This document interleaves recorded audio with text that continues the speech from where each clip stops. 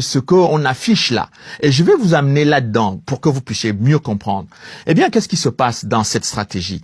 Dans cette stratégie, c'est que les Américains ont envie de s'emparer du coltan, qui sert à la fabrication de nos téléphones portables et des ordinateurs. C'est un produit qui est très important, très recherché dans le domaine de l'aéronautique, militaire et civile. Et puis, il y a le cobalt. Et donc, la personne qui est la plus en même de aider les Américains à se procurer ça, c'est celui qui est le président du Rwanda, qui est à la frontière, parce que ces produits se trouvent à la frontière avec le Rwanda. Et l'ancien président qu'a soutenu le président Mitterrand, le président Habyarimana, n'aurait jamais accepté ça. N'aurait jamais accepté que son pays serve de base arrière pour aller piller les richesses du Congo. Mais Kagame, lui, était prêt à faire ce travail-là. Et donc, c'est pour cela que les Américains vont tout faire pour l'amener au pouvoir. Et c'est pour ça que l'attentat contre l'avion est un tabou. Vous comprenez mieux maintenant. Deuxième élément, c'est que les Américains considéraient le coltan à la fin de la Seconde Guerre mondiale comme un produit stratégique de la défense nationale des États-Unis. Je répète, un produit de la sécurité des États-Unis. Donc, qui se trouve dans le sous-sol congolais.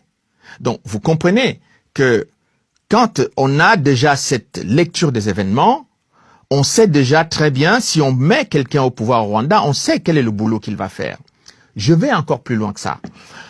La bombe qui a été utilisée à Nagasaki, Hiroshima, en 1945, contre le Japon qui a été utilisé par les Américains, l'uranium venait du Congo-Zaïre. C'est-à-dire le même endroit où se trouve aujourd'hui le coltan qui sert à la fabrication de nos portables. Donc depuis la Seconde Guerre mondiale, les Américains savent exactement ce qui se trouve dans le sous-sol du Congo et ils ont pris le temps pour pouvoir mettre quelqu'un à la tête du Rwanda qui allait en quelque sorte faire de la sous-traitance pour eux, pour ce genre de produits stratégiques.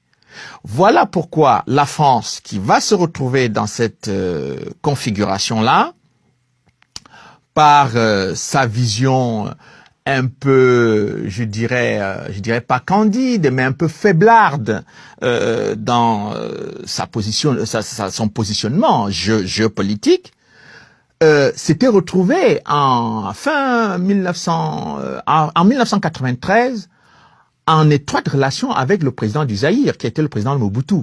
C'est-à-dire les Américains avaient lâché quelqu'un qu'ils ont soutenu au pouvoir pendant 32 ans, qui était le président du Zaïre, et les seules personnes qui soutenaient le président du Zaïre à ce moment-là, c'était les Français.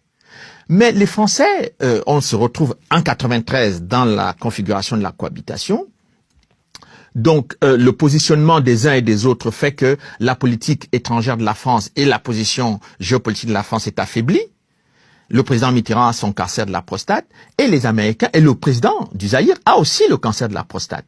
Donc, c'est à ce moment-là que Paul Kagame, utilisé par les Américains, on va commettre l'attentat qui va permettre de renverser non seulement le président rwandais, mais en 97, c'est-à-dire quelques années, 3 ans après l'affaire de l'attentat, le président du Zaïre va être renversé par Paul Kagame.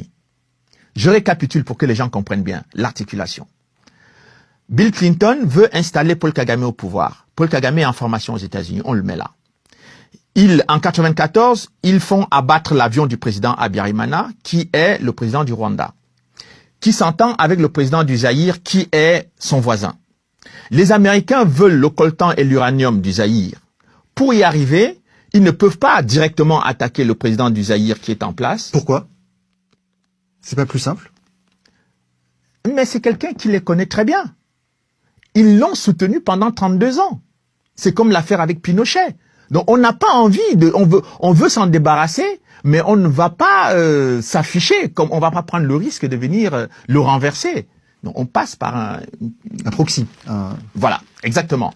Et donc c'est ce qu'ils vont faire. Et entre-temps, les Américains font pression sur la France et sur la Belgique de lâcher ce président, qui est devenu un dictateur. Mais pendant 32 ans, il n'était pas dictateur. And its president, President Mobutu, one of our most valued friends. the entire continent of Africa. I found President Mobutu's analyses valuable, and we support him.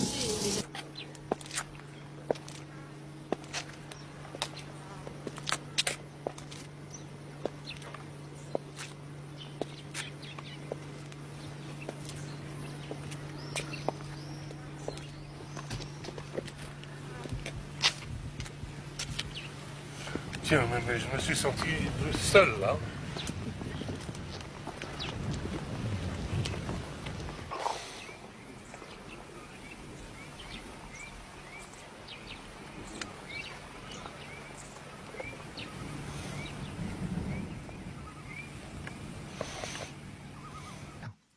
Et entre-temps, les Américains font pression sur la France et sur la Belgique de lâcher ce président, qui est devenu un dictateur.